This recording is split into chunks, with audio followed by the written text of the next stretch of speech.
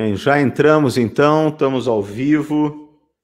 Para os companheiros que estão chegando na nossa sala, já lembre aí de compartilhar, de curtir a nossa publicação. Você ajuda compartilhando que a gente atinja mais pessoas para se encontrar essa noite, que é uma noite especial, uma noite que a gente vai estar discutindo a política externa dos Estados Unidos em rota de colisão, como a gente chamou essa live, com a China, e tendo como palco de debate hoje a questão do Oriente Médio, quer dizer, o palco de disputa sendo esse. A gente está dando uma ênfase a esse palco, dada a situação de escalada de violência perpetrada por Israel contra o povo heróico e resistente da Palestina.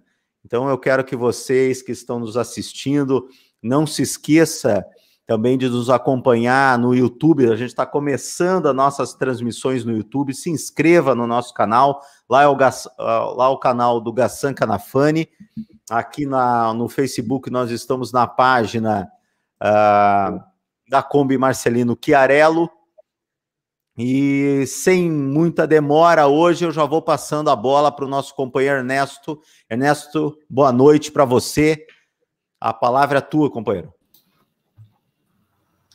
Boa noite, companheiro Yassi. Boa noite a todos os companheiros e companheiras que estão sintonizadas quarta-feira com nós, fazendo desse momento um momento de estudo, de formação, de nós levar o nível de intelectualidade da nossa militância aqui na região. E hoje, sem dúvida, vamos ter um grande estudioso, um grande intelectual, um grande companheiro, que é o Reginaldo, que a gente tem como referência sobre a temática da geopolítica. Então, vai ser certeza que vai ser um belíssimo e um importante debate para a gente estar levando o nível de discussão da nossa militância, nossos dirigentes da região. E, sem dúvida, a nossa solidariedade, a nossa também a indignação diante de tudo que está acontecendo no Oriente Médio, principalmente nos nossos camaradas da Palestina. Então, a nossa solidariedade ao povo palestino. A gente não defendeu nossos irmãos, nossos companheiros, nossas companheiras também. Então, contigo, Yassi, tenho certeza que vai ser um importante debate. Companheiro Joel, que já está presente com nós. Boa noite, companheiro Joel, e boa noite a todos os companheiros e companheiras que estão sintonizados. Joel, contigo essa palavra de saudação aí para o pessoal que está em casa. Isso aí, boa noite, Ácilo, boa noite, Ernesto, professor Reginaldo, que bom aprender contigo novamente, como bem disse o Ernesto, uma referência nos estudos dessas questões que a gente tanto quer aproximar para a nossa militância, né? Eu acabei de abrir aqui o site das principais empresas de notícias do Brasil e parece que acabou o conflito, não tem mais notícia. Né? Até procurei alguma coisa mais para baixo aqui no site da Globo, da Veja, estou rodando aqui, inclusive, agora o site da R7, que é do Edir Macedo, né? Nem sequer uma nota de rodapé, uma foto sobre o conflito. Então, parece que acabou, né? Não existe mais conflito. É isso que a gente vai querer hoje, né, debater e levar para os nossos amigos e amigas que estão nos acompanhando já no canal, um pouquinho da complexidade desse conflito que a gente parece que não enxerga. Né? Parece que a gente não vê. Parece que as nossas primeiras fontes de informação, que é a grande mídia, já não revelam mais, porque parece que já não é mais um fato noticioso, não merece mais destaque, porque parece que existem outras coisas importantes que eu nem vou citar aqui na mídia, né? O que está se passando. Mas, enfim, um assunto muito importante que a gente vai ter muito a ouvir também, poder debater na sequência aí da conversa. Uma boa noite, um bom encontro para nós. Bem, então eu vou apresentar o professor Reginaldo Nasser.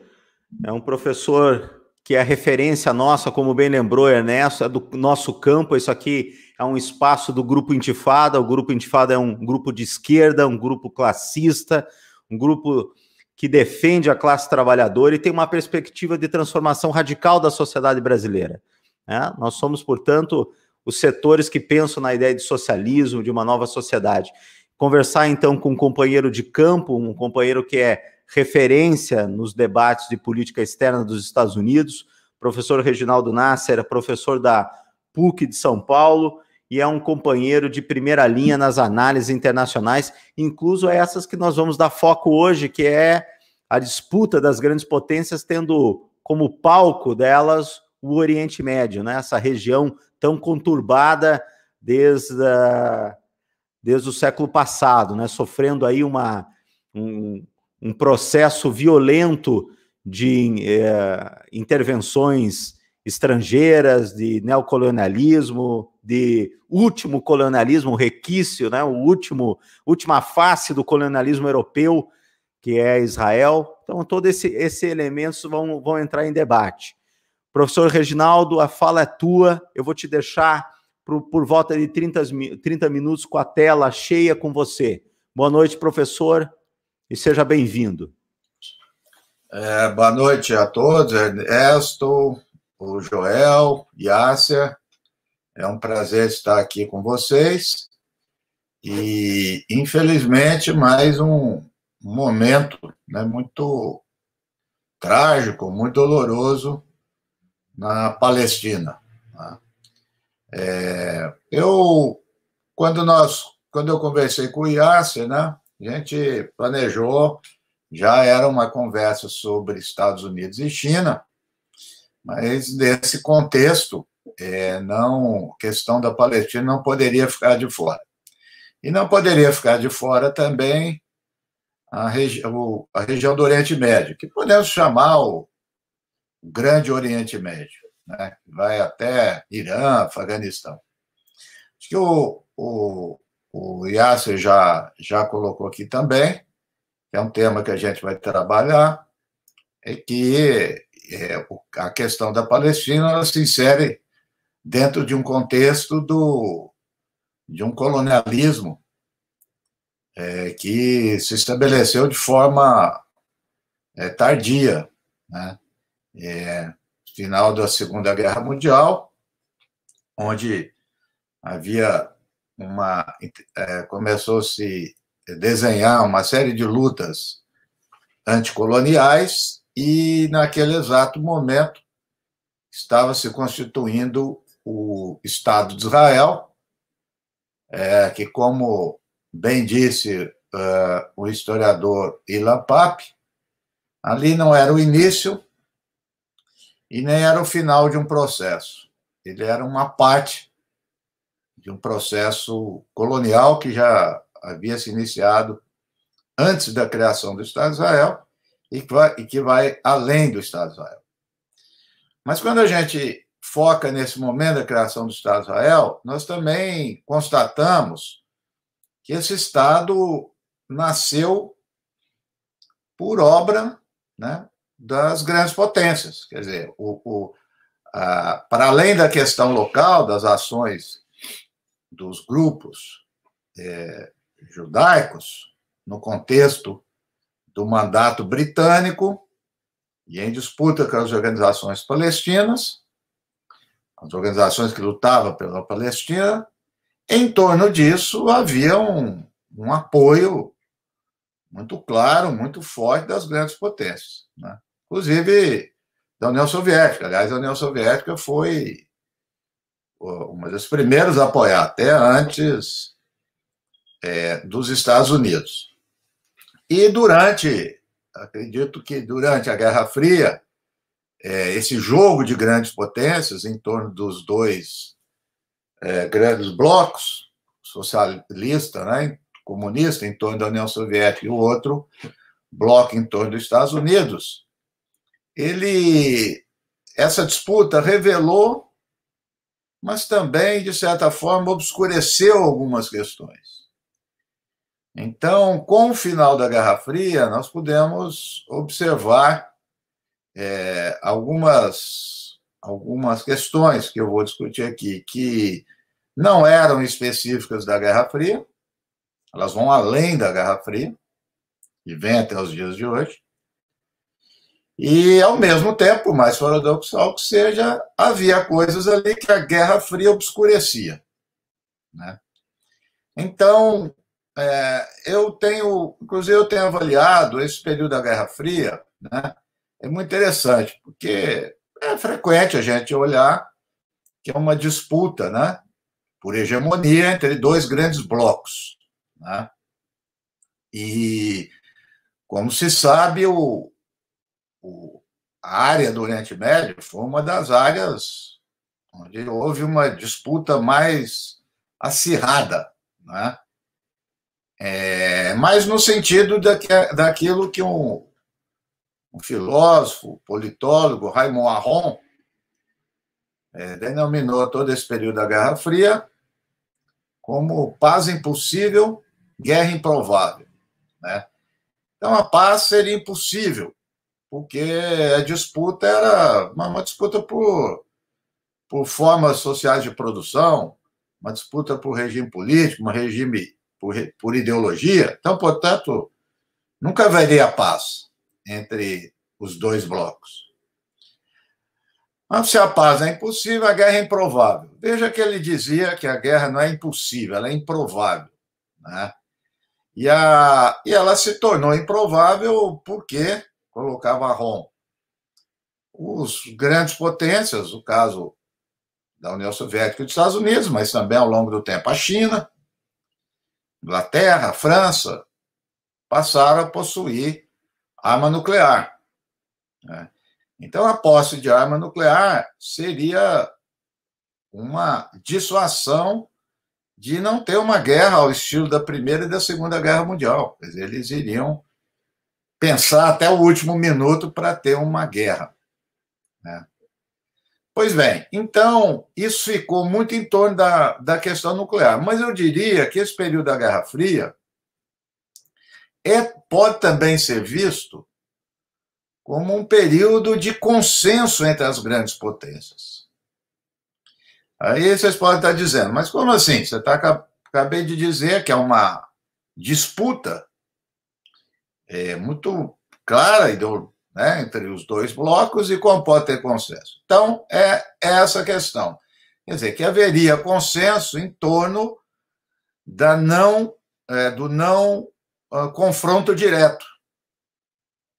Então, é aquilo que a palavra em inglês eles começaram a empregar como proxy wars, guerras patrocinadas. Então, em vez desses poderes entrarem em conflito diretamente, eles estabeleciam seus aliados nas regiões, na América Latina, na África, no Oriente Médio, na Ásia, e entrariam em choque, mas indiretamente, por meio desses parceiros, dessas alianças. E assim se deu, em todos os níveis, militar, econômico, né? Então, no caso do Oriente Médio, né, como já se sabe, ao longo dos anos, não foi... isso é importante também, eu entendo que joga um pouco de luz para o momento atual. Quer dizer, esse apoio que nós conhecemos, mais do que apoio, né, é algo umbilical, tá relacionado de uma forma muito orgânica, Estados Unidos e Israel. Mas essa relação, ela não foi imediata, né? Como se poderia deduzir, olhando para os dias de hoje, né? Foi difícil. Foi difícil e os israelenses, os judeus, conseguiram, né? Seria um outro dia para a gente conversar mais detalhadamente, mas o fato é que eles conseguiram ter hegemonia, né, ao longo desses anos dentro da sociedade dos Estados Unidos, né? Já se fala bastante chamado lobby israelense, né, que é muito poderoso. Mas os marxistas analisam para além de um lobby, e eu concordo, porque lobby é uma forma, né, de organização que atua dentro do Congresso, e é verdade que tem, mas é mais do que isso. Aqui é muito mais, tem sentido para os marxistas, hegemonia, porque é um projeto, não é apenas ajuda específica a Israel, é um projeto colonial que Israel é um instrumento importante para esse projeto dentro do Oriente Médio. Então, é muito mais forte que lobby, né? É uma relação hegemônica que tem dentro da sociedade americana, que se estabeleceu ao longo desses nesses anos, após a Segunda Guerra Mundial, que foi se solidificando, e tem essa, eu diria, essa estrutura poderosíssima. Então, nós temos, vendo agora esse momento atual, o governo Biden, que tem tomado um direcionamento interno, né, sua política interna completamente distinto do Trump, muitos comparando à época do Roosevelt, Franklin Roosevelt, do pós-crise de 29. Franklin Roosevelt é visto como uma política econômica keynesiana, mais intervenção do Estado, olhando para a Seguridade Social. Quer dizer, e há ainda, né, uma coisa muito bem avaliada, né, a forma como Biden lidou com a pandemia, né? Então, a gente vê setores da esquerda nos Estados Unidos, no sentido mais genérico da palavra, que está dentro do Partido Democrata, alguns fora, elogiar o governo Biden. O Chomsky chegou a elogiar o governo Biden, né, há pouco, questão de um mês, mas aquilo que já se esperava está se manifestando de uma forma muito clara, muito concreta, qual seja o apoio resoluto dos Estados Unidos às ações de Israel, né? Sem nenhuma, até o momento que a gente está falando aqui, sem nenhuma hesitação, né? Eu acho que a análise deve ir para além, né, se fosse apenas o Biden, né, pessoalmente, ou seu partido. Por isso que eu disse que é uma hegemonia na sociedade. São os grupos econômicos poderosos, na complexo militar, em todas as áreas. É muito poderoso, muito poderoso. O que faz isso? Então, voltando aqui para a questão, Israel encontrou um patrocinador, né? Ao longo da Guerra Fria, a gente sabe das alianças que a União Soviética estabeleceu no Oriente Médio, principalmente com Egito, né? Na época do Nasser, durante a década de 50, 60, até início da década de 70, mas muito, muito distinta e muito longe daquilo que se configurou da aliança dos Estados Unidos com Israel. É bom lembrar, a gente precisa olhar para esse período histórico para ver como é que essas coisas se constituíram. E que, na verdade, o grande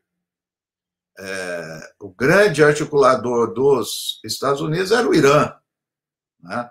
Mais do que Israel. E isso, obviamente, como todo mundo sabe, o do Irã foi se romper, né, em 79 com a Revolução, né? E o caso, Israel já tinha um apoio, após 79, mais ainda. Mas aí, de lá para cá, esse apoio cresceu tremendamente. Em relação à Rússia, né, esses apoios da Rússia eram apoios a governos. Não era apoio a movimentos de esquerda, movimentos comunistas. Pelo contrário.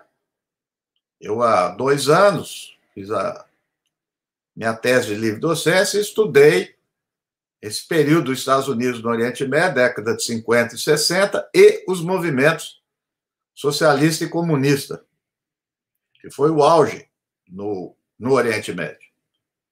Síria, Iraque, Jordânia, Líbano, e que foi massacrado, em parte, pelos nacionalistas árabes. Isso é fato, né? Em aliança, uma aliança, né, oportunista, mas uma aliança com esses grupos, Estados Unidos, Inglaterra, e a União Soviética não se importou com isso, né? A União Soviética não se importou nem com o golpe do Irã, que derrubou o Mossadegh, que foi o primeiro, que longe de ser um governo comunista, mas ele nacionalizou o petróleo e ele sofreu um golpe. A União Soviética também não se movimentou. Então, ou seja, eu estou analisando aqui, como é o propósito, a constituição do Oriente Médio enquanto um processo histórico e como as grandes potências vão se colocando nesse processo. Né? E 1973, né, a última guerra entre Egito, Síria e Israel, vitória de Israel, mas o importante que eu queria destacar é que o Egito se aliou aos Estados Unidos.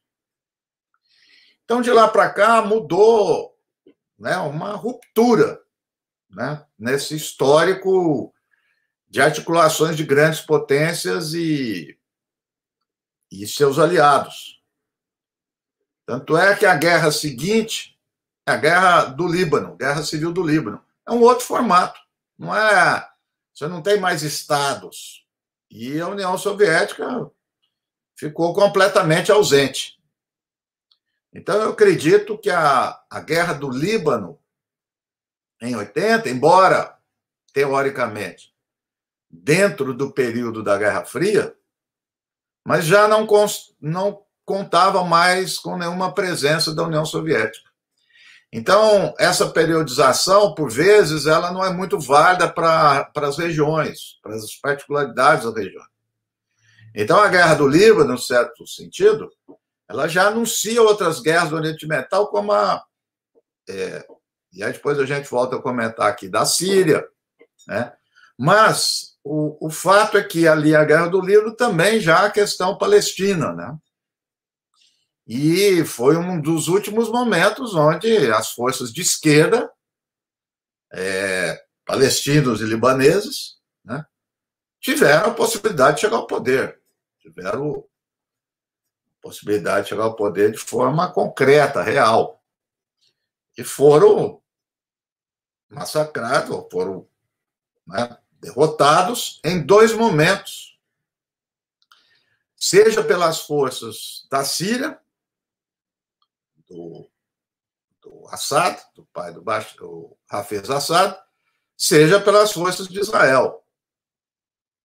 E a Síria, naquele momento, era um dos únicos que ainda contava com o apoio da União Soviética, naquele sentido que eu coloquei. Portanto, a gente vai percebendo, para o caso que nós vamos conversar aqui, que a questão palestina vai se isolando no sentido estatal, governamental.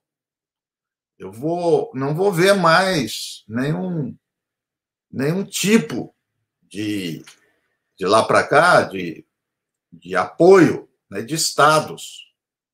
Né?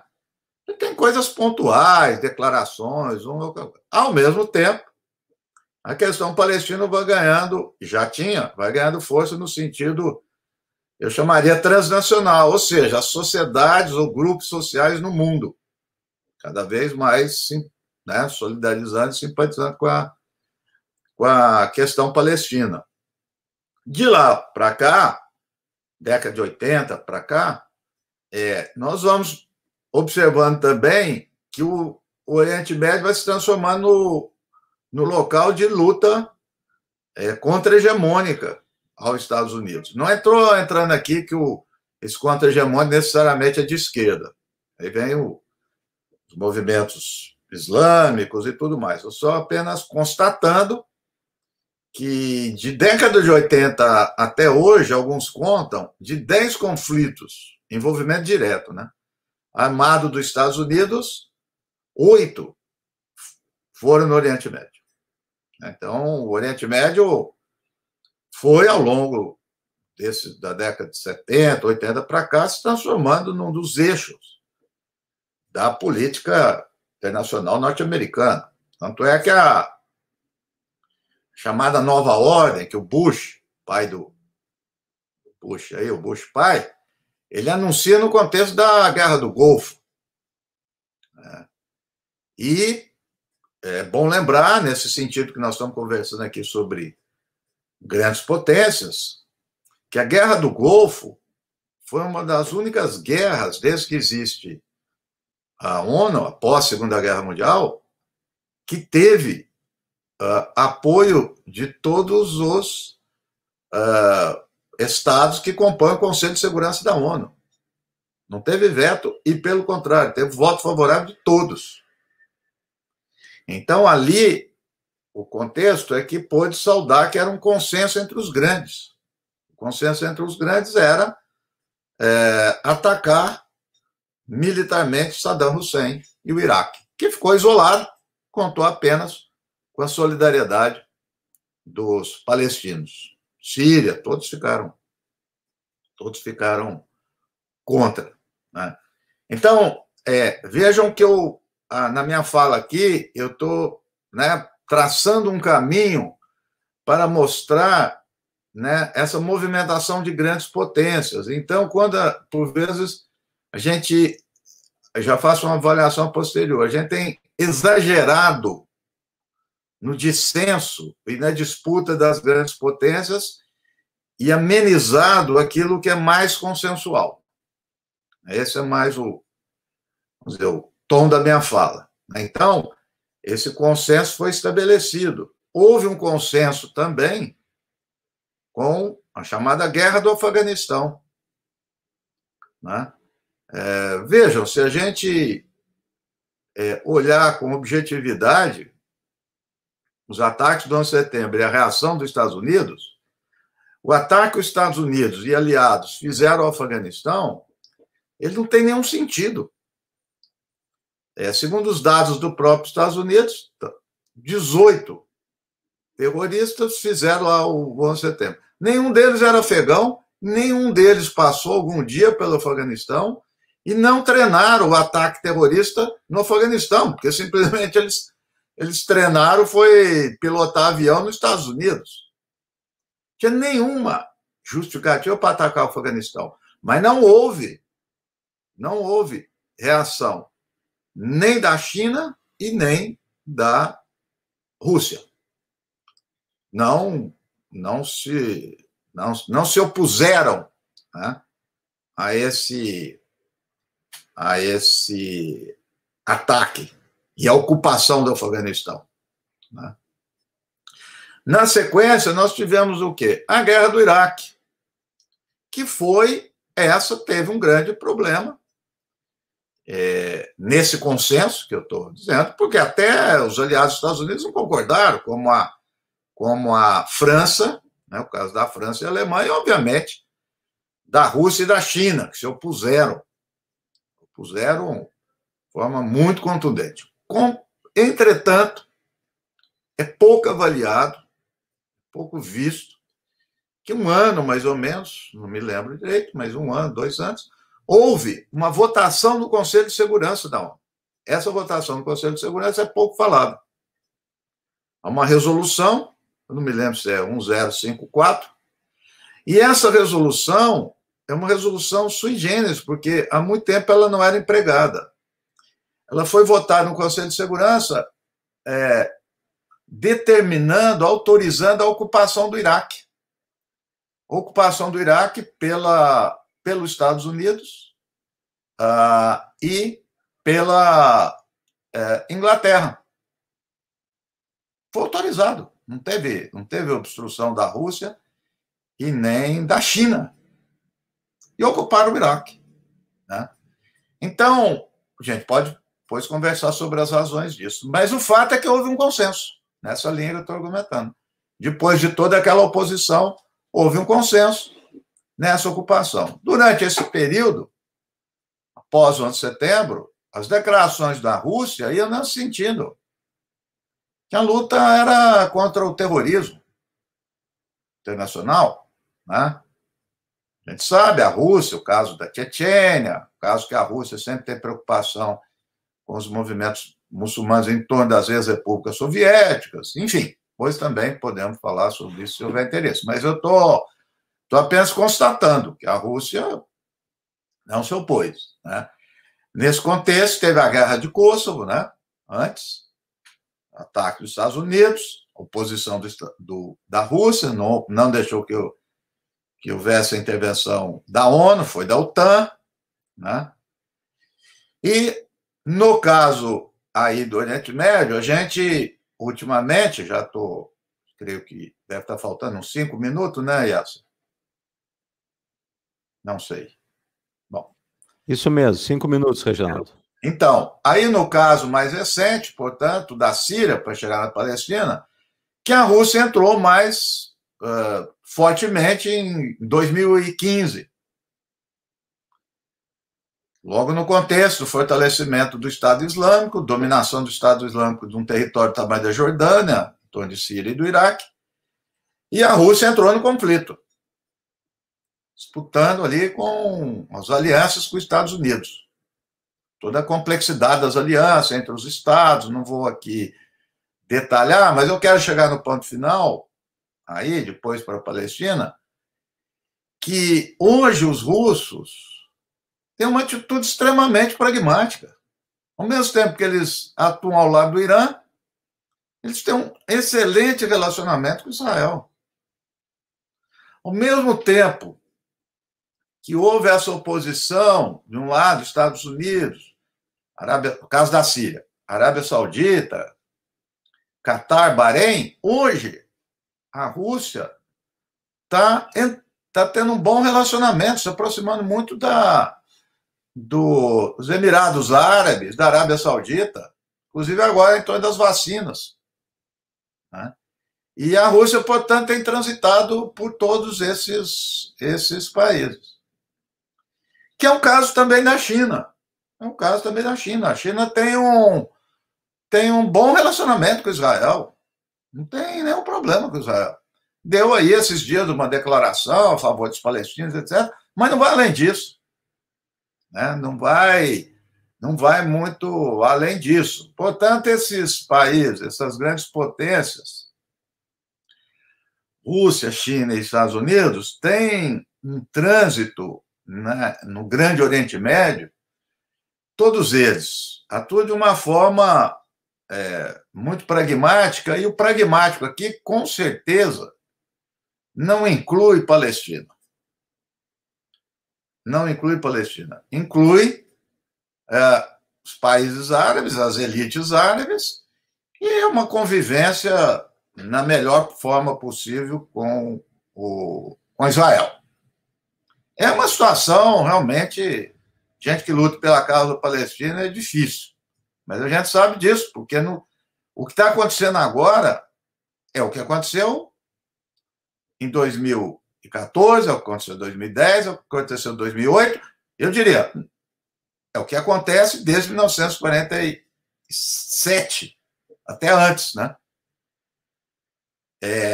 Que Israel age sem nenhum freio. Eu não consigo ver nenhum outro caso no mundo. Israel derruba hospital, ataca escola, derruba prédio da mídia, não é só árabe, é internacional. E não acontece nada. Nada. É o único lugar do mundo, não estou dizendo que ia melhorar, mas que não se cogita de uma força de paz. Nunca se cogitou. É impensável. Ninguém concorda com isso lá, e todo mundo causa obstáculo. É uma besta fera que está solta. Não há controle. Porque tem um apoio. Apoio, ou cumplicidade, ou um consentimento explícito, seja lá o que for, não tem nenhum freio. Como minimamente tinha na Guerra Fria. Havia um freio. Então, no caso da nação britânica, há a disparidade, claro, é os Estados Unidos, mas é mais do que isso. É a ausência completa de alguma outra grande potência que impeça, pelo menos, algumas ações e tente encontrar algum equilíbrio, chamado equilíbrio de poder. Porque com grande potência não tem outro jeito. Né? Então, e eu já estou concluindo, eu acho que tem esperança, pode parecer que não, mas tem que agir. Eu sempre estou defendendo cada vez mais isso. O movimento palestino tem que agir dentro dos Estados Unidos. Tem que virar o império. Porque se virar, ou de forma pragmática, pelo menos coibir, o poder de Israel começa a balançar. 2 deputadas, hoje, estão apresentando uma resolução, vão apresentar, provavelmente não vai passar, mas eu acho que vai dar debate, no Congresso americano, uma resolução proibindo, bloqueando a venda, dinheiro para armamentos para Israel. Pode dizer, não vai dar em nada, mas é um começo. Outro dia, o Zogby, acho que ele é libanês-americano, ele tem um grande instituto nos Estados Unidos, há mais de 30 anos. Faz as melhores pesquisas de opinião pública no mundo árabe, tudo. E o Zogby deu uma declaração do Washington Post que ele, pessoalmente, nunca viu, comparativamente o que era antes, o dissenso que está tendo nos Estados Unidos. Ainda é fraco a questão palestina e tal, mas já há um dissenso. O Partido Democrata já começa a ter grandes debates internos, há na grande mídia, aqui e ali, um texto, e essas frestas vão abrindo, né? Então, portanto, eu acredito que tem um espaço importante de luta que deve se concentrar, além do BDS, que eu apoio 100%, mas acho que tem que também agir dentro das grandes potências. Terminando aqui, nós temos visto que a França, a Alemanha têm, como sempre, o apoio a Israel. O Macron chegou a proibir manifestação dos palestinos em Paris, né? Então, o nível de apoio das grandes potências a Israel é enorme, e a ausência da Palestina. Portanto, entendo que é isso, a China, a Rússia, Estados Unidos, eles têm disputas, etc., né? Mas é como os negros diziam aqui no Brasil no século XIX, isso é briga de branco. Então é isso. Obrigado e estou aberto aí para as questões.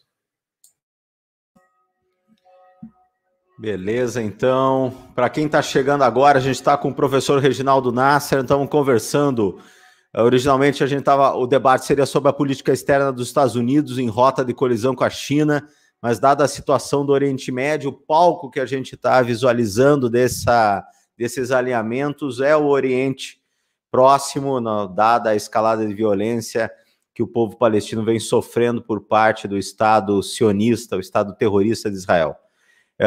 Eu quero dar boa noite ao nosso companheiro Eduardo Zanata de Carvalho, companheiro vereador lá em Balneário Camboriú, colega de escola aí, né? Sempre bom ver os colegas de volta. O Eduardo é formado em Relações Internacionais, mais uma razão para a gente convidar ele aí, ver o professor Reginaldo Nasser. E eu vou abrir para você, Eduardo, para você dar a tua saudação e já fazer a tua primeira questão aí, as questões ou ponderações que você tenha para o professor falar em seguida. Pode ser? Pode ser.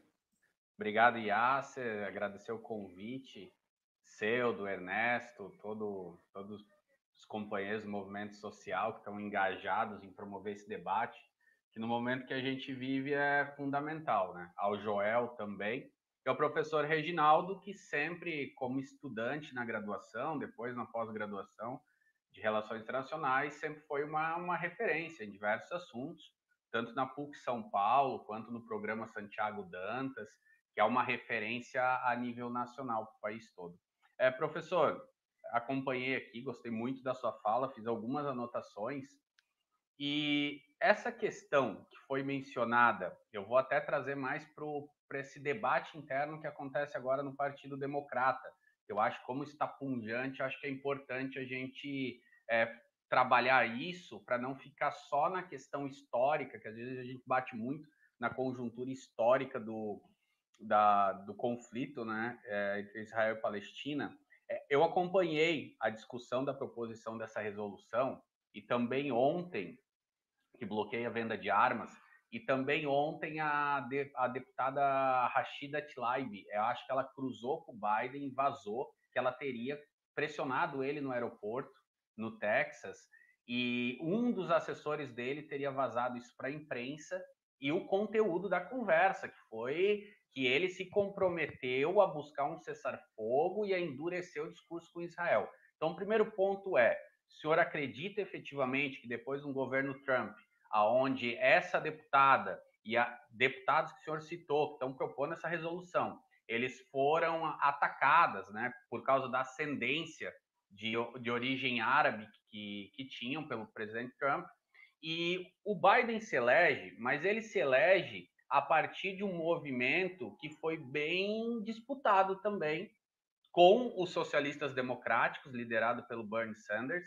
e internamente eles têm conseguido alguns avanços na política doméstica. Só que a gente vê que desde o governo Obama avança a política doméstica dos Estados Unidos, mas muitas vezes eles mantêm, devido à estrutura de poder, né, imperialista, a política externa. E uma política externa que acaba subjugando diversos países, incluindo a América Latina, o Oriente Médio.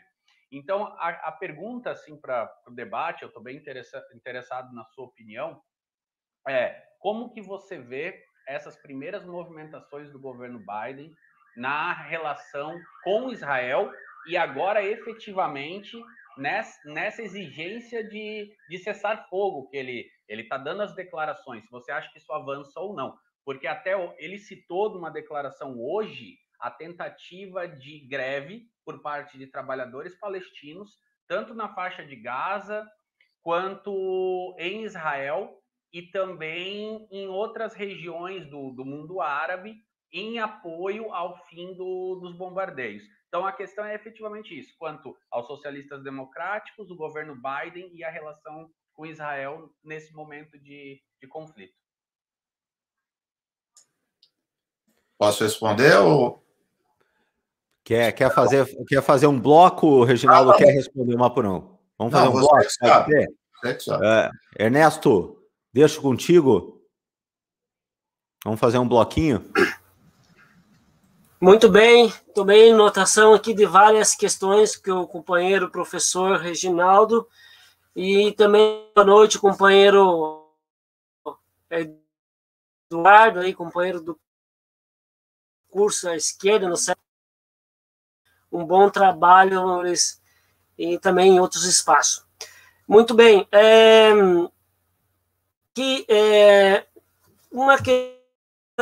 Duas. Uma sobre a questão do conflito na região do Oriente Médio, porque o professor até colocou que o pretexto era contra o terrorismo, né? Mas a gente, no decorrer do processo, ficou mais nítido que pela questão das riquezas, principalmente do petróleo, e agora a gente vê que, inclusive, os Estados Unidos teve que tirar a base militar do Iraque. Então, um pouco como é que está essa questão dos Estados Unidos na região do Oriente Médio, diante desse contexto tudo de enfrentamentos dos conflitos. E, diante disso, também, companheiro professor Reginaldo, sobre a questão das bases militares na Oriente Médio. Quantas bases militares os Estados Unidos têm e quantas bases militares a China e a Rússia também têm bases militares nessa região do Oriente Médio? E essas duas questões, principalmente, para a gente tentar dialogar nesse momento. Perfeito. Ernesto, eu vou pedir até para você deixar escrito no chat que está cortando a tua pergunta. Escreva ali no chat que daí o professor Reginaldo já vai vendo. Eu vou passar para você, Joel. Joel, entra para fazer as tuas contigo. Muito bem.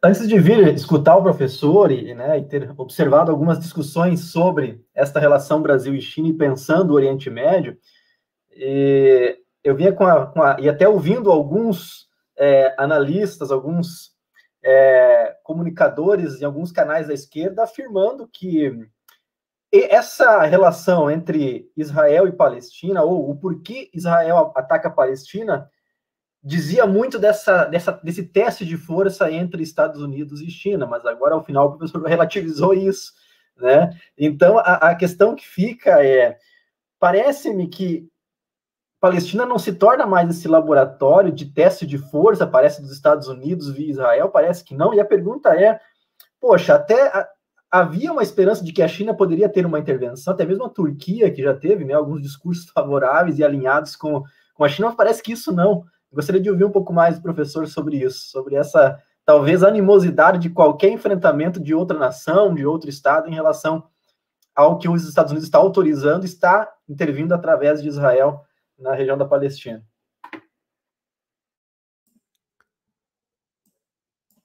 Perfeito, Joel. Pessoal, a gente, só para informar para quem está chegando agora, a gente está com o professor Reginaldo Nasser. Classicamente, as nossas lives, elas duram 1h30, até às vezes se prolonga, mas hoje, dada uma situação especial, o professor não vai conseguir ficar com a gente, por isso a gente está dando uma acelerada. Eu posso ficar mais um pouco. Ótimo, olha, já está cedendo, hein? Assim a gente já vai de 1 hora para 1h30, 2, ele está ferrado, está liberando o relógio. Professor, eu quero fazer uma provocação que veio no chat aqui, já vou botar a pergunta aí na tela, aí a Neuza de Jesus perguntando qual é o papel do Hamas, já especificamente dentro da Palestina aí, essa questão. E eu queria que nessa fala tua, Reginaldo, você já dava... já davam os ares de que parece assim, as grandes potências olham para o Oriente e elas olham para o que elas têm para ganhar, né? Elas não estão lá, elas não estão fazendo, não estão lá para fazer benevolência, ajudar os outros, serem bonzinhos, né? E nesse jogo a Palestina não entra como sendo prioridade. A prioridade é o petróleo que o Irã pode ter ou não nas relações Irã-China. Começa esse desenho cada vez ficar mais claro nesse sentido. As potências estão dispostas a fazer isso, né? Em relação à China e em relação aos Estados Unidos, à Rússia. E eu queria que você falasse um pouquinho, porque você pintou muito rápido, para você falasse um pouquinho do Irã.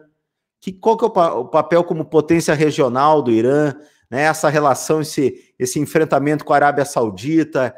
Alguns falam, Reginaldo, na tentativa do Irã querer criar algum eixo de resistência regional, se isso é capaz, se isso não é capaz, o que seria isso? Você falar um pouquinho sobre isso, tá bom?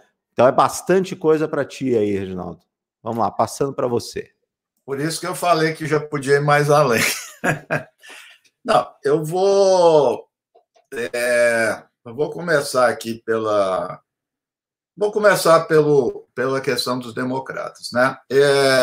A questão, eu falei, eu acho sempre bom lembrar, você falou a questão histórica na pergunta, né, que era mais atual, porque a história nos ilumina pelas questões que elas são construídas, que a gente chamaria estrutural, ou seja, se a gente identifica aquelas questões estruturais, a gente já tem, para o momento, uma expectativa menor ou a curto prazo do que pode ser modificado, né?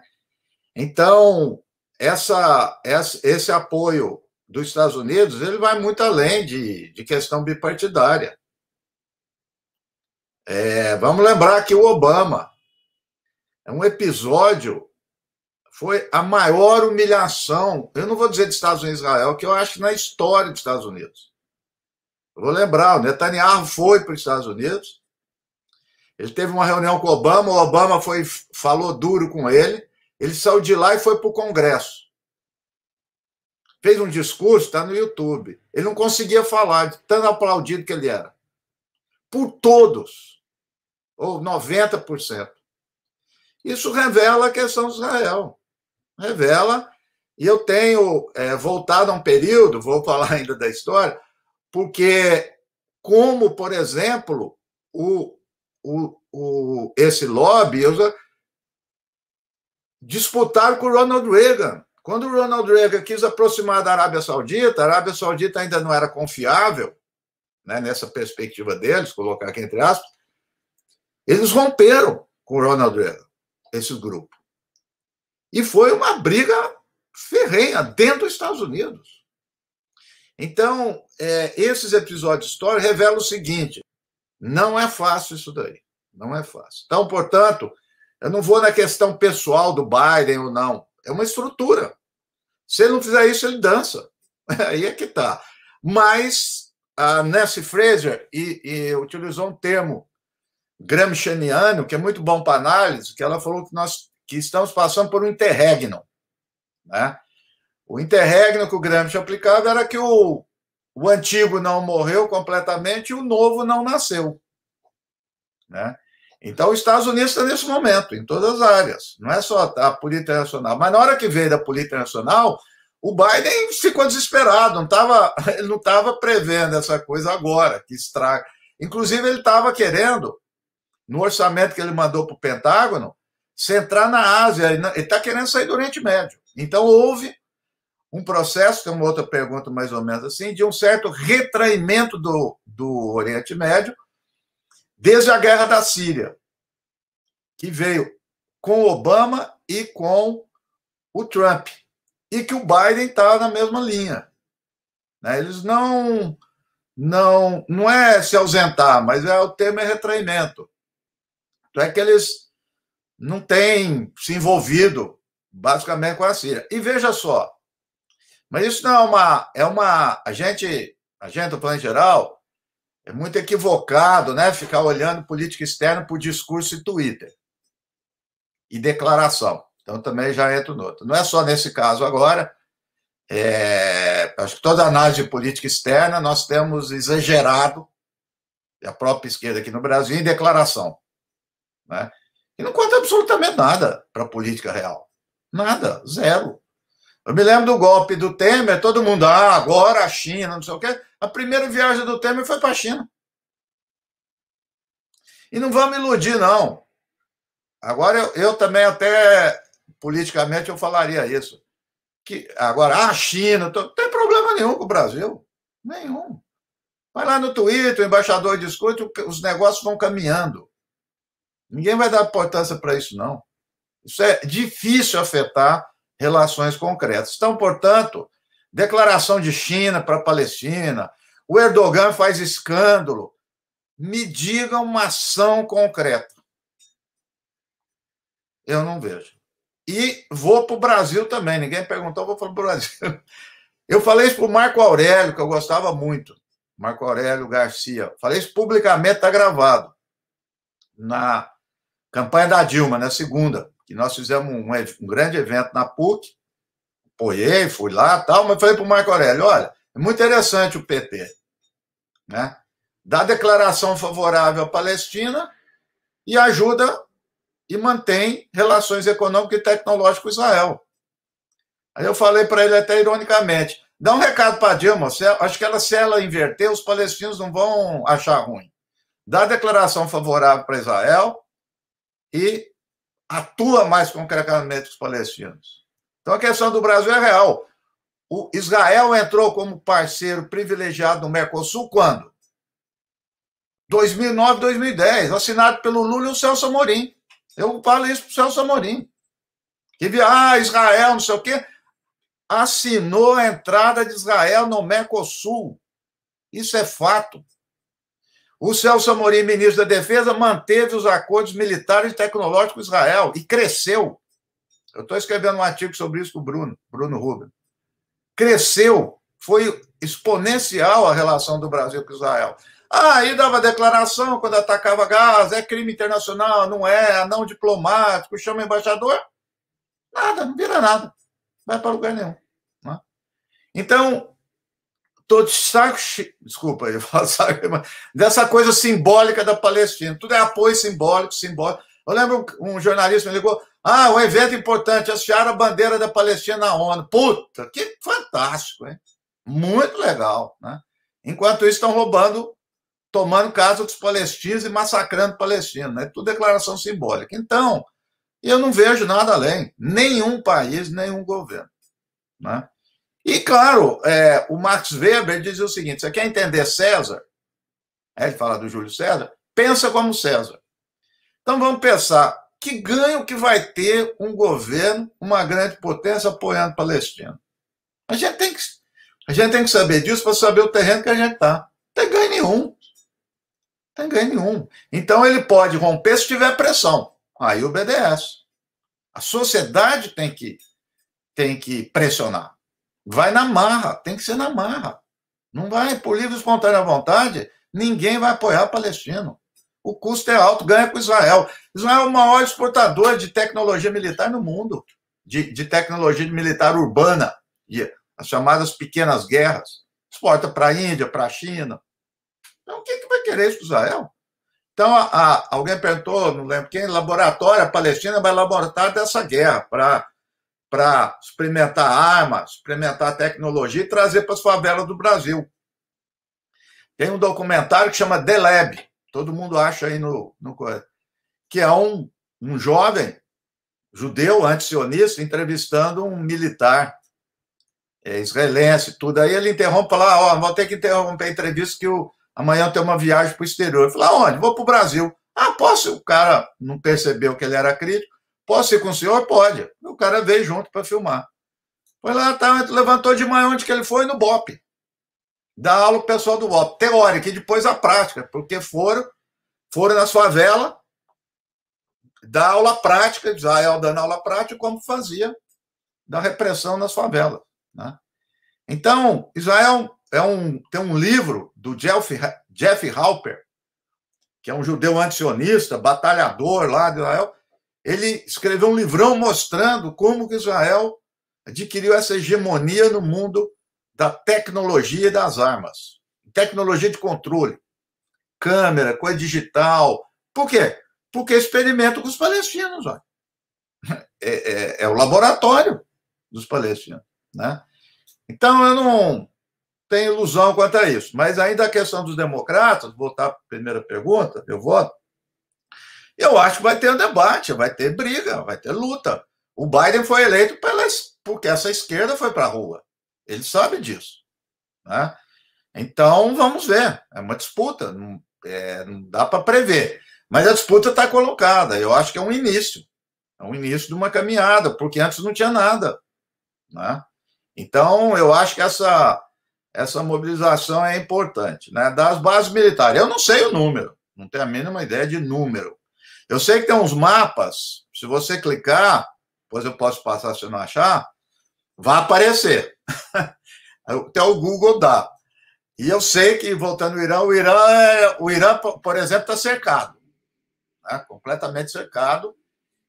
Mas os Estados Unidos não são as bases móveis que ele tem no mar e tudo, e que são ações rápidas. Né? Ele sai rapidamente, faz a intervenção, volta. Né? O Iraque, você falou, olha, os Estados Unidos sai quando já está articulado. A elite iraquiana, que hoje domina o Iraque, está nos Estados Unidos. Já. A hegemonia, não é Estados Unidos, é uma hegemonia capitalista liberal, que está com o Irã. Aí que está a complicação. Né? Quer dizer, eu sempre falei isso, não tem razão nenhuma para os Estados Unidos ter problema com o Irã. Tem por causa de Israel. Israel pressiona. Por quê? Os dois têm o mesmo interesse, que é manter o governo do Iraque. Governo corrupto, que expolia a população. Aquelas revoltas do Iraque foram fundamentais. O assassinato de Soleimani mudou tudo. Por quê? As revoltas populares de xiitas e sunitas contra o Irã e contra os Estados Unidos.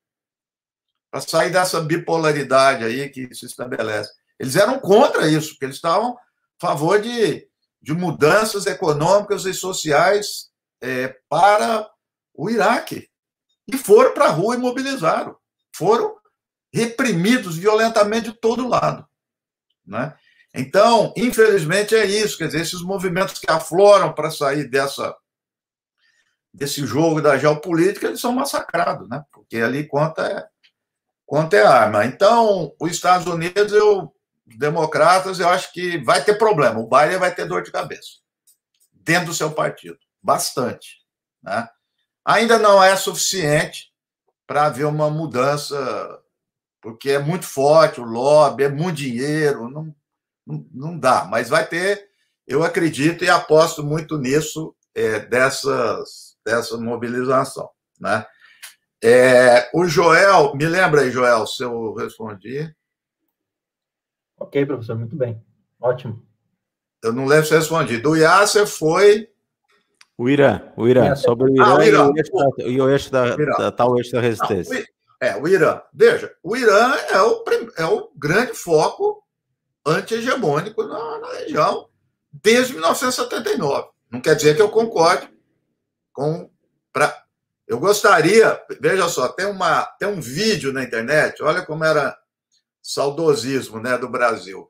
Uma reportagem no Fantástico, era um repórter, ele é origem inglesa, Robert Fate, ele não é mais repórter. Ele está lá em Teherã, no meio da Revolução, e ele diz assim, olha, está indefinido. De um lado, os xiitas, os clérigos, tal, e do outro lado, o partido Tuda e uma série de organizações comunistas armadas. Obviamente, eu estava com essas, perdeu.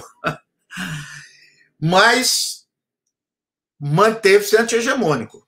Né? Não se dobra. O Irã tem uma autonomia. O Irã é um país, você pode dizer, tem autonomia na política externa. Dizer, o único, é um dos únicos países do mundo. Né? Longe de Lula, que eu apoiei e tal, mas vamos devagar. Lá tem. Eles se movimentam de forma autônoma, faz as suas alianças, articulam, mas estão lá de forma autônoma e aguentando tudo quanto é seco, aguentando tudo quanto é pressão. É impressionante a capacidade política, militar do Irã. É impressionante. E estão lá. Né? Então, é o ator fundamental da coisa. De outro lado, ninguém perguntou, mas começa a se desenhar já há algum tempo e agora se coloca a Turquia. Turquia também, completamente autônomo. Eles derrubaram um caça russo e ficou por isso mesmo. Foi logo no início da intervenção militar russa na Síria. Né? Foram lá, ficaram contra a Rússia, agora estão aliados à Rússia, de repente eles afastam da Rússia. Tem coisa que aproxima dos Estados Unidos, está dentro da OTAN, e vão levando. Política autônoma. Não estou avaliando que eu apoio o Erdogan nem nada. Estaria contra ele. Mas ele tem uma política autônoma. Então é muito interessante. O Oriente Médio hoje, os dois países têm política autônoma, porque Israel está vinculado aos Estados Unidos, a Arábia Saudita também. Né? Os que têm política autônoma e passam a ter influência na Síria, em tudo quanto é contexto, são dois ex-impérios e não árabes, Turquia e Irã. Esses são... Está aproximando muito da China, o Irã, né? Tem lá as relações com a Rússia, tem divergências com a Rússia tem divergência, que é a questão de Israel, que a Rússia não quer levar, mas está lá. Mantém um ator influente no Líbano, na Síria, no Iraque. Quer dizer, o único que enfrentou o Estado Islâmico no terreno, não foi de avião, não, no terreno foi o Irã. Mas ninguém fez isso. Russo não fez, ninguém. Nem americano, ninguém fez. Só o Irã. Mais ninguém. Né? Então, eles têm que reconhecer. Não adianta, é um poder importante da região. Né? Se pudesse ir para a esquerda, eu ficaria mais contente, muito mais. Né? Vamos ver. Ainda tem esperança. O Hamas, né? Alguém perguntou aí do Hamas, né? Estou um pouquinho. Olha, a primeira coisa é o seguinte, uma posição muito clara nisso é o seguinte, primeiro eu vou falar do Hamas, mas em contraponto a forma como o sionismo retrata o Hamas. Né? Quer dizer, o Hamas não é a causa de todos os males da Palestina, né? Venhamos e convenhamos. E de nenhum mal, nesse sentido, porque, primeiro que as pessoas ficam perguntando, parece que o Hamas nasceu no século XIX, né? O Hamas aparece no final da década de 70, início da década de 80, apoiado pelo Israel e pelos Estados Unidos, a criação, porque era o contexto da guerra do Afeganistão, onde eles estavam apoiando os talibãs, e onde o Reagan dizia, o mundo é, de um lado, a religião, do outro, o materialismo ateu. Já está dito, e não é só palavra, e fizeram isso, se aliaram, e era para desestruturar a parte que era forte da esquerda dentro da ULP. Era para isso, eles arrumaram para desestruturar a ULP. Né? Claro que depois, ao longo do tempo, se desfez, não tem nada a ver com Israel nem com os Estados Unidos, mas foi criado para isso. A gente tem que entender que o Hamas chegou e teve poder por apoio de parte da população palestina. Se eu gosto disso, eu não gosto, é outro problema, mas isso é fato. Ganharam as eleições, eles vieram no contexto da intifada, onde se acusava a corrupção, né, da elite, da OLP, do Fatah. Eles vieram nisso, né? Agora, óbvio que eles têm o governo que exerce, se for para analisar dentro da faixa de Gaza, as pessoas que eu conheço de lá, ninguém, quem é de esquerda ou qualquer coisa, não quer o Hamas, não. E o Hamas vem perdendo também apoio na população palestina. Agora, quando acontece um conflito, o Hamas vai, né? O Hamas aparece para dizer que ele que representa os palestinos, né? Porque, francamente, alguém precisa me explicar, eu vejo muita gente falando, para que esses milhares de foguetes servem? Em 20 anos, a Newsweek colocou, o Hamas, a quantidade de pessoas que o Hamas matou em Israel é igual a uma semana agora que Israel matou. Eu não vou contabilizar a morte, que não conta, mas nem alvo estratégico, não tem absolutamente nada, que é diferente do Hezbollah. É completamente diferente.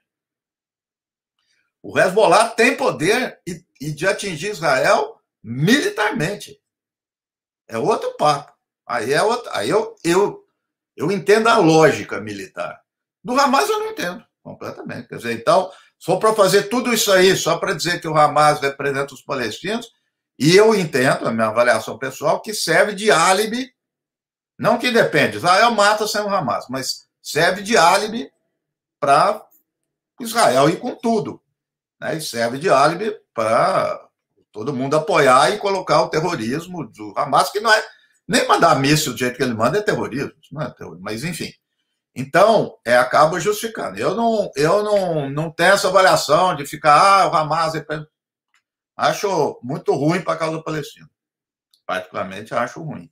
Né? Eu costumo dizer, o que o Hamas tem a ver com os palestinos que moram em Israel? O que o Hamas tem a ver, é pouco, com a Cisjordânia, os palestinos lá. O que o Hamas tem a ver com os palestinos no mundo? E mesmo em Gaza, que ele tem um maior apoio, mas não é a voz de Gaza. Então nós vamos... Justamente esse é o efeito. Tem tanta coisa para ver da Palestina, fica discutindo o Hamas. Aí é que está, né? E a paz, né? Alguém falou cessar-fogo vai ter. Mas o cessar-fogo não é paz. Como alguém já disse, é paz violenta, né? Quer dizer, é a sensação, parece que volta, as pessoas têm a ideia que volta, tá tudo bem, então não tem mais... Não, é a paz violenta, é miséria, é morte, é 70% abaixo da linha de pobreza, cercado, isso não vai mudar desse jeito. Pode fazer cessar-fogo. Cessar-fogo é isso, para parar o ataque, mas não quer dizer que esse cotidiano de morte lenta, né, vai continuar. Vai continuar o colonialismo. Então, portanto, eu avalio, não é confronto, não é conflito, é settler colonialismo. Essa é a minha avaliação. Colonialismo por povoamento. É o modelo, eu acho que hoje está muito claro, que é o modelo que os Estados Unidos fez com os índios, é o modelo que teve na Austrália e na Nova Zelândia. Você expulsa uma população de um lugar e coloca a outra. Não é isso. Né? E para levar ao esquecimento. É isso que já vem sendo feito, né? Para não lembrar mais, que é o que acontece na opinião pública, né? Ela não tem ideia do que... Você vai falar, vem com a história. Lógico que tem que ver com a história, porque não tem como, né? Aliás, ao contrário, eu falo assim, conflito Israel, questão palestina, não gosto de falar conflito Israel-Palestina. Conflito na Palestina é um conflito colonial, como teve na Argélia, como teve no Vietnã, como teve em todo lugar, é colonial. Não tem... A mesma coisa, vai cessar fogo na Argélia. Tá ok, mas só foi resolvido quando a França saiu. Então, vai ser só resolvido quando parar o colonialismo Israel. Não tem outro jeito. Impossível. Né? Então, é a forma como a gente entra na questão. Portanto, eu vejo o Hamas dessa forma. Quer dizer, vejo com bons olhos os movimentos de massa. Foram as intifadas, agora está retomando, greve. os jovens lá em Jerusalém. O que eles têm a ver com o Hamas? Nada. Absolutamente nada. O que teve a ver com o Hamas? O que foi há 2 anos? Aquele movimento de massa em Gaza que foi lá para a fronteira lá com Israel. Foi 2 anos, eu não lembro direito. Foi uns 2 anos isso. Não teve um tiro, não usaram absolutamente nada. Israel matou gente, sem ter o Hamas. Né? Aliás, deu muito tiro em joelho para debilitar as pessoas, quer dizer, propositadamente. Mas foi um grande movimento de massa de jovens. Então, eu acho que tem que apostar nisso. Isso é politizar o conflito. Né? Não é... Porque senão desvia da questão. Então, acho que... Então, portanto, o Hamas é isso. Não ficou com a Hamas versus, né, a Globo, todo mundo. Ontem aquele idiota do Pontual, quase não vejo o Globo News, eu fui ver por causa da CPI. O idiota, ele parece porta-voz...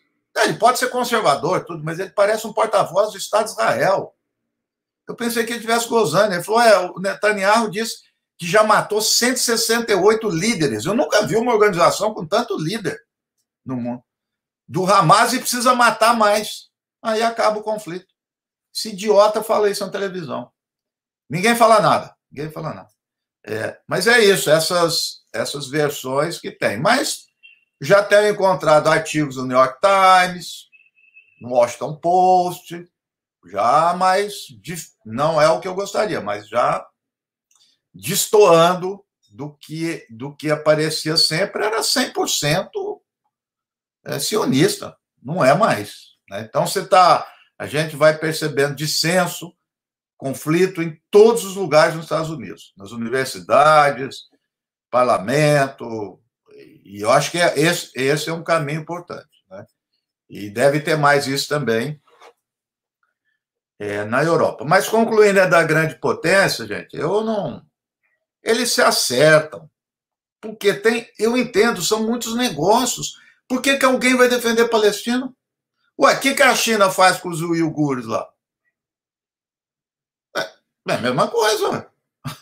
Então, quer dizer, o que os russos fazem também com a minoria? Então, essa avaliação equivocada aqui no Brasil. Aqui no Brasil é muito equivocada. O cara pode até apoiar, mas não vai falar que é essa esquerda de movimento, coisa. Apoiar Assad, o Bashar, pelo amor de Deus, gente. Pelo amor de Deus. Não quer dizer que estou lá dos Estados Unidos, né? Faltava essa, mas eu acho que tem que ter um movimento para voltar essas mobilizações sociais e políticas no Oriente Médio inteiro, e, em particular, na Palestina. Né? O Líbano teve agora. Né? Então, é isso. Mas essa análise grande de questões internacionais, ficar analisando discurso, eu pego no pé dos alunos que vêm com mestrado com isso. Análise de discurso, só no discurso não é nada. A gente precisa ver coisas... Política internacional, fatores materiais. A não ser que, claro, um discurso resulte numa ação. Aí sim.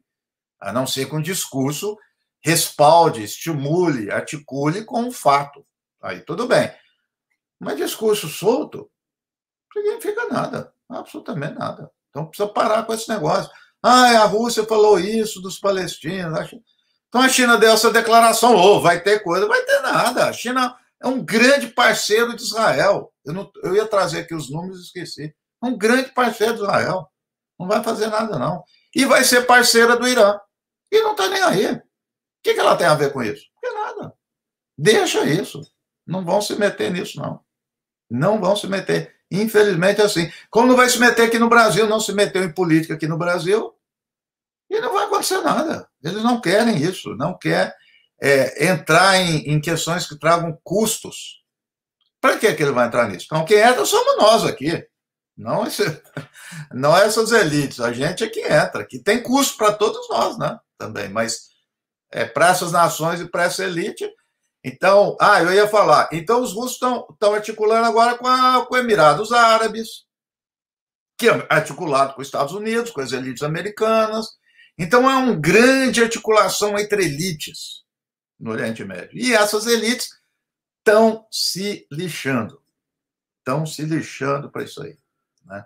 E é isso que o Trump fez. Todo mundo fala que é imbecil, ele amarrou em dinheiro, negócios, não é só petróleo, não, é negócios, finanças. Um sheik, eu acho que do Bahrein, o sogro o pai do genro dele, lá, do Kushner, está quebrado. É um sionista lá dos Estados Unidos. Um prédio em Manhattan, um sheik, eu acho que do Bahrein, comprou o prédio para ajudar ele. Um arranha-céu em Manhattan.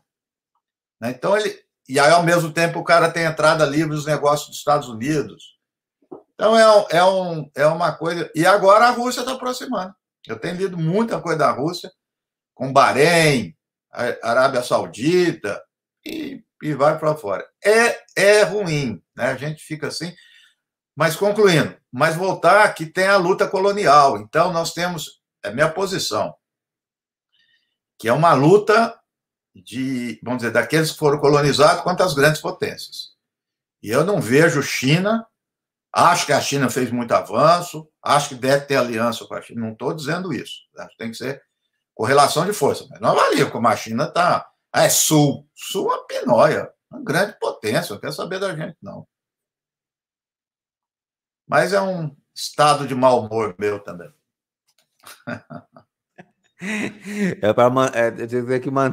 Tem que manter o pessimismo da razão e o otimismo da vontade. Não sei como é que faz isso. Eu não sei como faz, mas é o ideal, você tem razão. Essa é a matemática, é a equação que a gente tem que resolver. O pessoal que está nos assistindo em casa, então, a gente está com o professor Reginaldo Nasser, nós estamos conversando sobre a rota de colisão Estados Unidos e China, tendo como centro do debate, da disputa, a questão do Oriente Médio. A gente tem um convidado hoje na bancada, nosso companheiro lá de Balneário Camboriú, colega de turma nosso, vereador Eduardo Zanata. Eduardo, para privilegiar você, que é o cara das relações internacionais também, junto com o professor, eu vou te passar para mais um questionamento para ele. E aí, professora, vamos fazer assim, responde o Eduardo e eu vou pedir para você falar de alguns artigos, alguns filmes, livros que você indica para quem quer se aprofundar nessa questão tanto do Oriente Médio como da política externa norte-americana, tá? Para quem está nos assistindo aí, tá bom? Eu vou passar para você então, Eduardo, é contigo. Professor, obrigado pela resposta antes. É importante essa consideração sobre essa disputa interna que acontece nos Estados Unidos, do próprio Partido Democrata, e que é estrutural, concordo plenamente com o senhor. Mas eu vou pegar um gancho agora nesse ponto final.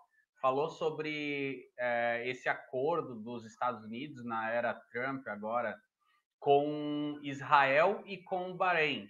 Por quê? O Bahrein, né, que vinha de praticamente um massacre da população civil, de parte da população civil ali desde 2011, sanguinário foi o conflito interno, inclusive com grandes eventos internacionais sendo cancelados, como Fórmula 1.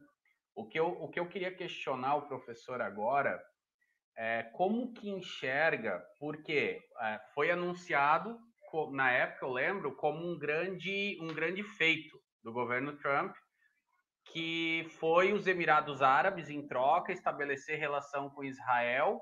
Israel se comprometeu, nesse também que era acordos privados, né, a recuar no plano de anexação dos territórios palestinos. Mas aí, logo depois que o Trump tinha pego e mudado, né, tinha a intenção de mudar a embaixada para Jerusalém, território internacional, em disputa. Aí, novamente, eu volto. Nessa questão do Bahrein, que envolveu todo o Oriente Médio, Arábia Saudita, que envolveu diversas forças internacionais, né? Diversas potências. O senhor passou pela Rússia, China, falou na sua argumentação. Como vê agora essas potências se reorganizando e até, de certa forma, essa mudança, né? Porque, queira ou não, tem um princípio de, apesar da estrutura de poder ser a mesma, o Trump não entregou nada, piorou as relações, como você disse, e como que você vê essa relação agora na região como um todo, por causa da questão palestina, dos Estados Unidos e da China com os outros países árabes do entorno, né? Nessa troca de estabelecimento de relações. Não, veja só, a gente tem que tentar entender os objetivos. Vamos perguntar, e a gente precisa perguntar e colocar hipótese. Quer dizer, quando apareceu esse negócio do acordo de Emirados, Israel e Estados Unidos, na hora que saiu, eu falei assim, gente, será que tem alguém que acredita nisso? Não, primeiro que não tem sentido. Parecia a Declaração Balfour, né? Que o território era ocupado, mandato britânico, e aí a Inglaterra diz que Israel tinha, né, que os judeus tinham direito a um Estado, e nem cita a Palestina. Então é muito interessante, um acordo que é para os palestinos e os palestinos não estão presentes, né? Veja, aquilo é um sinal verde, mais um, para amenizar a opinião pública árabe e para liberar os Emirados para fazer aquilo que eles já estavam fazendo. Qual seja, eu fui procurar, são poucos artigos, investigações, foi tudo feito na surdina, na investigação. Emirados Árabes e o Catar, todo mundo tem relação com Israel desde a década de 90. Desde a década de 90. É que a gente olha, então aí tem uma outra abordagem de relações internacionais, a gente precisa tomar coisa.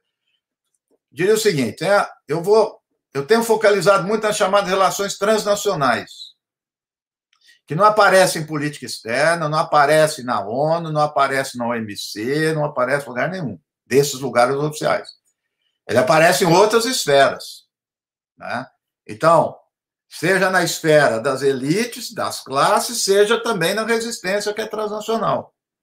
Então, esse acordo, na verdade, era mais o ponto final de uma articulação de elite, né? Tem um livro, e eu tenho estimulado os alunos a entrar nisso, um livro da década de 50, do Wright Mills, que era um sociólogo marxista americano, chama Elite do Poder. Mas ele analisou os Estados Unidos. Ele não analisou a internacional. Hoje, alguns vieram pegar essa ideia e trazer para o mundo.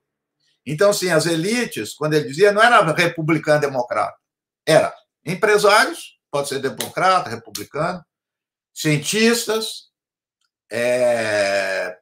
banqueiros, não sei o quê, não importa se é democrata, se é republicano. Como que eles, igual círculo, eles iam se articulando em vários espaços. E esses espaços, na globalização, se transformaram em internacional. Então, não é governo. O governo é pouco conta, ele vai lá assim. Então, esses negócios, e é interessante, quem pega mais isso são os jornalistas investigativos. Eu tenho criticado muito a academia, os livros não pegam isso, fica discutindo esse negócio. Então, as investigações que foram, os jantares, as articulações onde aparece isso, os negócios imobiliários, finanças, tudo, foi formando uma rede de elite. É uma rede de elite. Então, o acordo é o de menos, eles não estão nem aí. Então, isso é mais para folgar a pressão que a gente faz, não tem nada a ver. Então, não muda nada. Aliás, tem um sionista, né, há muito tempo, imagina, né, ele foi trotskista. Eu tenho muita admiração pelo Trotsky, né, mas deve ter trotskista aqui também, que eu gosto, mas muitos trotskistas vão para a direita, né, uma constatação ruim.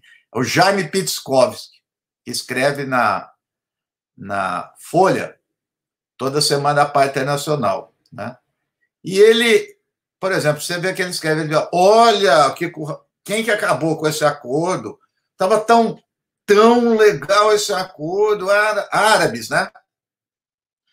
Essa é outra armadilha, né? Eu não gosto de falar árabe, é palestino, né? Por quê? Claro, nem árabe é elite, porque joga a causa, né?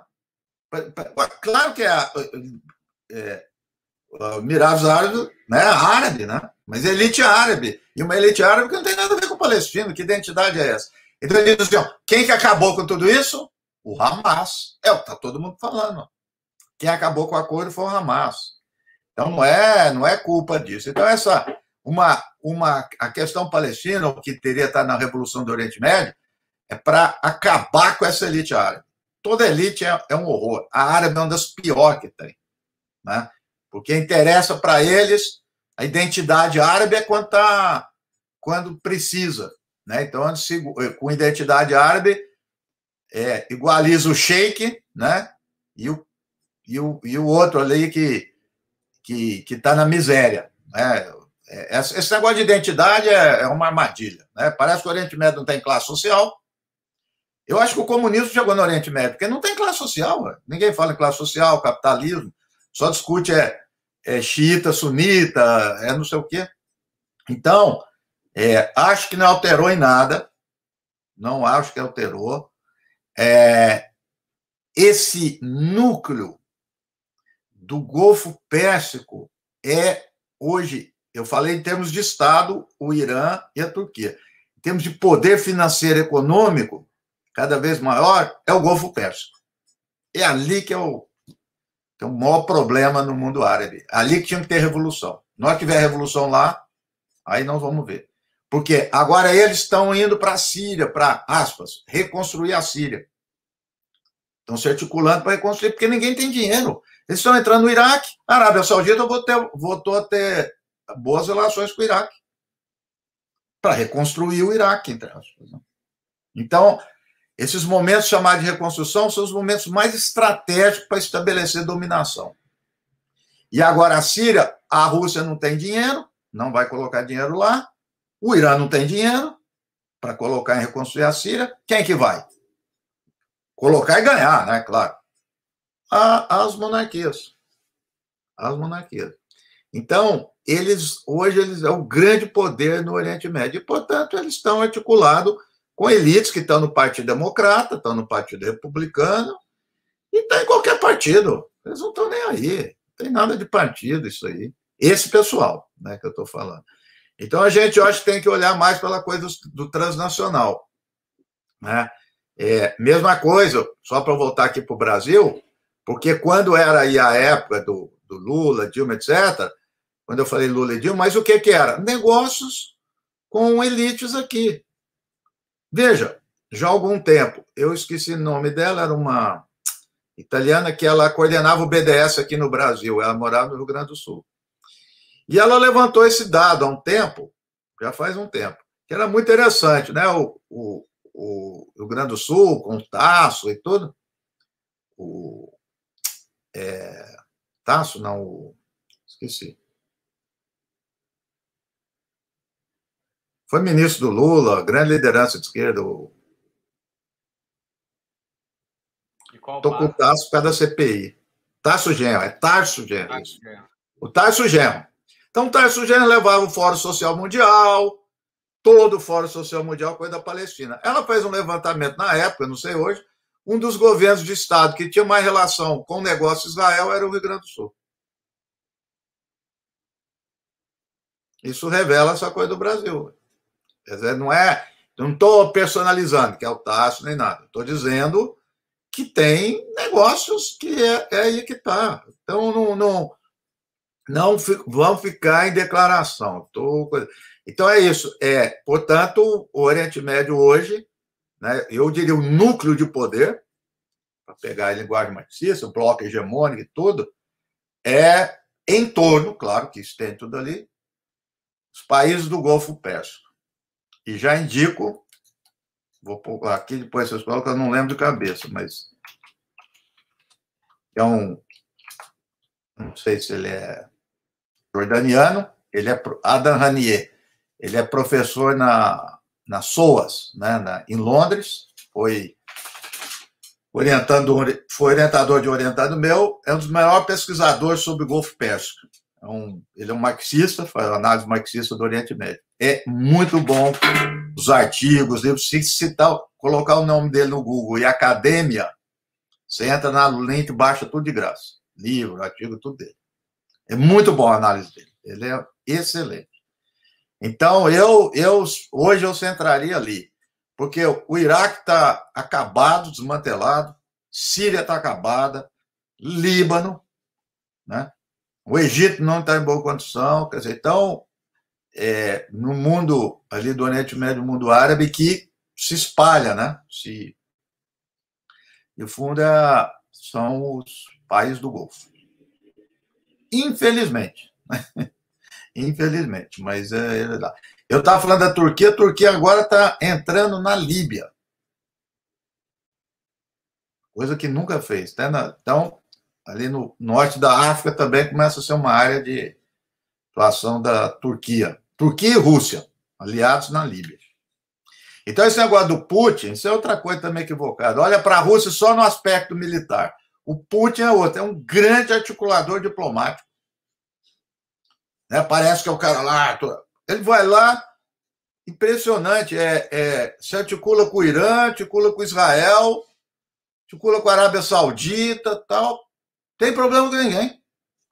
A Rússia não tem problema com ninguém no Oriente Médio. Vai lá, joga bomba, não sei o quê, e não tem problema.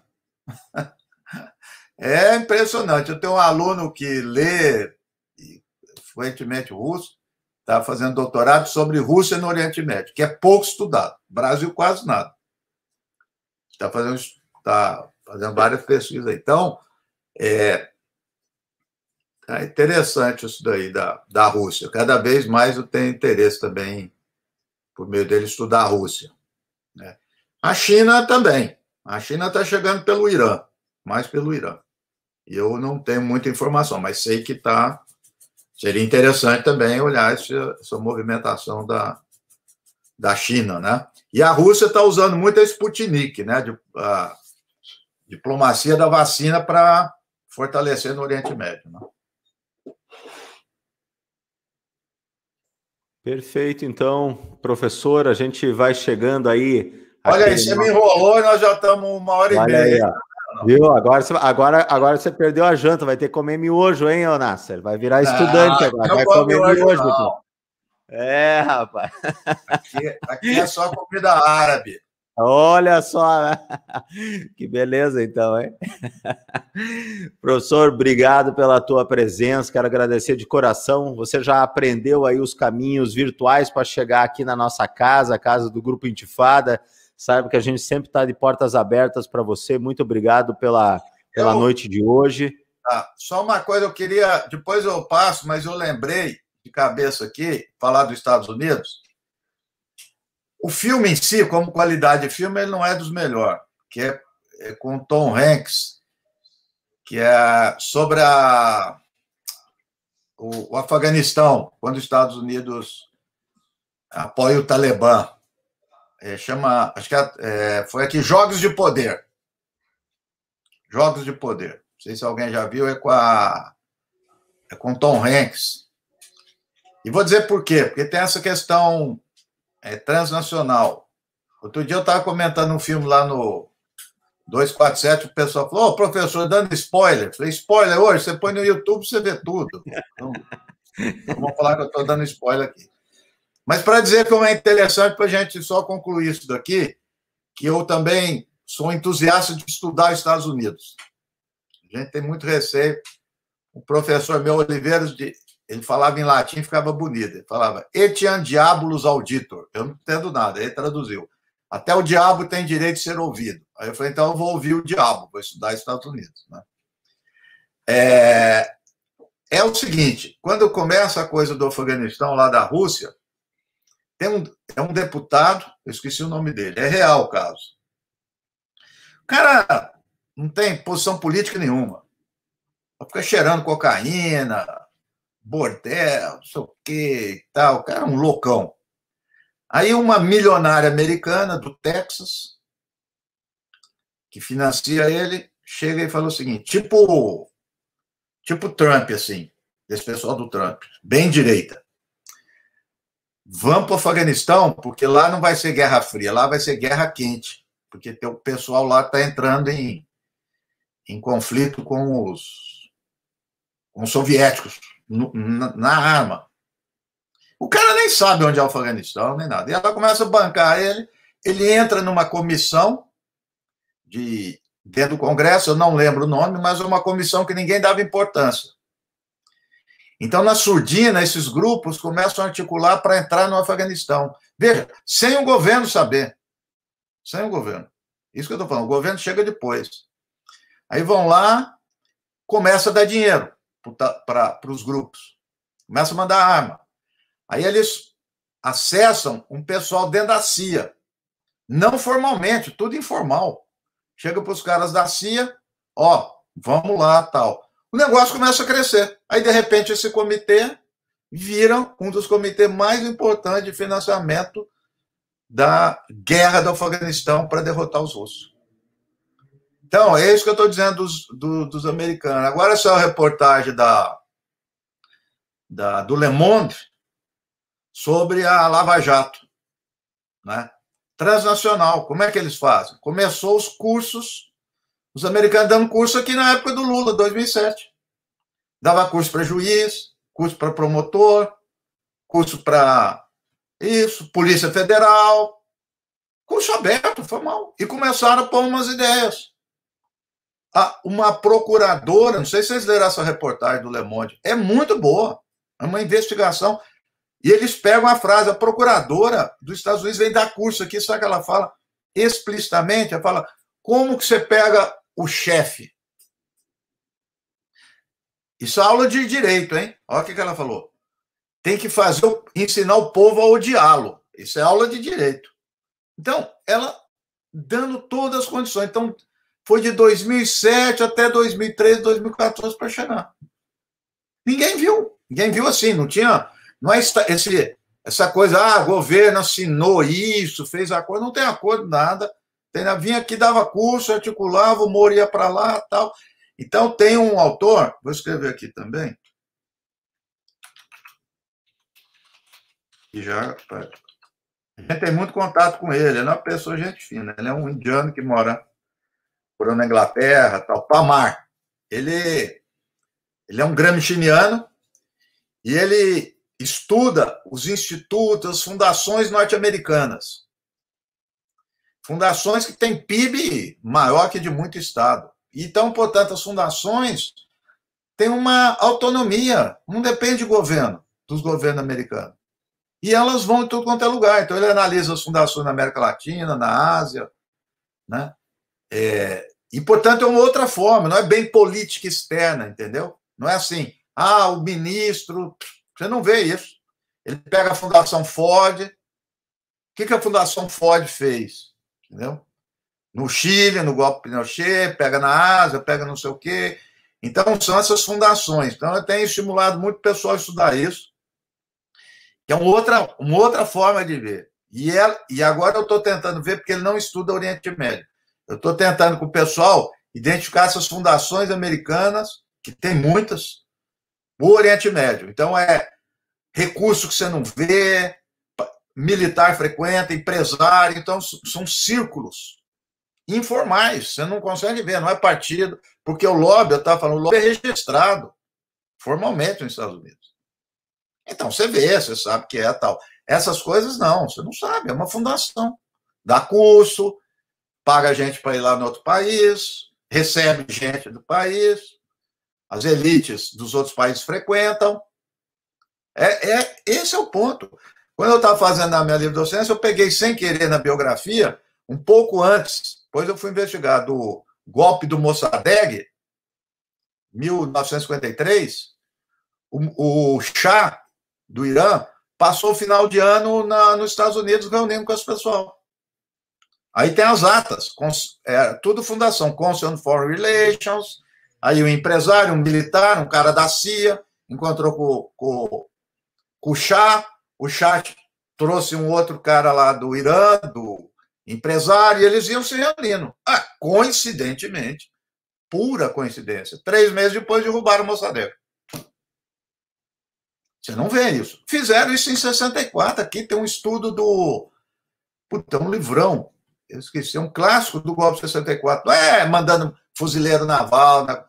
Cheio de institutos e fundações aqui que pagava deputado. Tem um documentário fantástico, uma noite, né? Como é que é? Uma noite que virou 21 anos. É excepcional esse filme. Ganhou prêmio, é um documentário sobre Brasil e Estados Unidos. Então, eu estou falando tudo isso para a gente entender a lógica da ação americana. Tem essa de desembarcar fuzileiro naval, jogar bomba, sim, isso aí a gente sabe. Agora, tem essa outra que é mais, né, sutil. E é o caso de Israel também, só para concluir. Não é essas bombas aí, mas é a expulsão dos palestinos. Sistematicamente, né, do Jerusalém. Fica discutindo capital de Jerusalém. Não, Jerusalém já era. Estão expulsando todos os bairros, não tem quase mais nada. Não é essa a capital, não. Eles estão em processo de expulsão e de colonização. Né? E esse processo, o que o Biden vai fazer com isso aí? Não é nada. Então, é difícil. Agora, então, portanto, a gente olhar para esse lado internacional, transnacional. Nós olhamos pouco para isso. E é o lado mais forte, mais sutil, mais poderoso. Que os marxistas sempre falaram, né? Sempre. Agora, nas relações internacionais, virou a área mais hegemônica de domínio dos Estados Unidos, né? Não tem marxista, né? Então, fica estudando essa coisa mais formal, tal. Simulação de onda, a maior enganação que tem para os alunos. Brincar de resolver conflito. Parece que resolve conflito sentando num lugar e conversando. Olha o ensinamento dos Estados Unidos, que é poderoso, hein? Isso entra na cabeça das pessoas. Então, assim, por que os palestinos não conversam, né? Vamos diálogo. Eu lembro uma vez o Amorim me chamou. Vamos lá em Itamaraty, diálogo. Diálogo do quê? Final de tarde? Uma turma de judeu. Tinha diálogo do Vietnã com os vietnamitas com os Estados Unidos, jogando bomba, tem diálogo? Não, diálogo é depois de sair da terra, toda a gente conversa. Antes, não. Conversa não tira a gente de terra. Não tem lugar nenhum do mundo isso. Vamos conversar, sai daqui, por favor. Não tem isso, né? Então, diálogo é escambau. Não tem diálogo, não. É porque é expulsão, né? Então, é isso. Olhar do lado transnacional. Esse eu acho que que eu estou concluindo para dar o recado aqui para vocês. Começar a olhar tanto no domínio como na resistência. Né? Perfeito. Professor, a gente vai, então, se despedindo. Quero, de volta, agradecer teu tempo e a gente, com certeza, vamos fazer outros encontros. Aqui, todas as quartas-feiras, a gente se reúne, né? Aliás, Ernesto, se você quiser já chamar o pessoal para avisar a próxima, o microfone é teu. Na próxima quarta-feira, a nossa atividade, Ernesto. Muito bem, Yassi, espero que eu consiga falar agora, porque está travando bastante a minha internet aqui e o meu computador. Mas muito boa aula e muito importante a gente, na compreensão do professor Reginaldo, a gente estudar a Rússia, né? E principalmente do Putin. Eu tenho visto e concordo contigo, é um grande maestro na geopolítica internacional. Então, acho que, quem sabe, Yassi, Joel e Eduardo, a gente já deixar agendar para a gente compreender também na esquerda, de compreender quem é essa figura. A gente sabe que foi da KGB, já participou de outras instância importante na época da União Soviética. Mas é um grande líder, então acho que é importante a gente compreender essa figura e me interessa também estudar e compreender o papel da Rússia nesse momento. Bem, então, na próxima quarta-feira, Reginaldo, a gente vai trazer um camarada da Marcha Patriótica da Colômbia, o companheiro Juan. Ele vai falar sobre a insurreição popular da Colômbia, compreender quem é os sujeitos e também compreender o que principalmente é a juventude fazer a manifestação e se mobilizar. E uns estão dizendo que a Colômbia está prestes a uma insurreição, ou seja, uma pré-revolucionária. Então, compreender quais são os desfechos, então, depois desse processo todo, que é importante a gente, enquanto no Brasil e América Latina, a gente entender esses desdobramentos do conflito colombiano. Então, vai ser uma grande aula, vai ser um momento importantíssimo também da gente estar estudando e compreendendo o conflito na Colômbia. Perfeito, então. Então, só para frisar, próxima quarta-feira, às 19 horas, Juan Pablo Tapiro, Insurreição Popular na Colômbia, companheiro da Marcha Patriótica. Então a gente se vê lá, um forte abraço a todos vocês. Reginaldo, brigadão de coração, meu irmão, tá? Joel, Ernesto, aquele abraço, pessoal. Até quarta-feira que vem.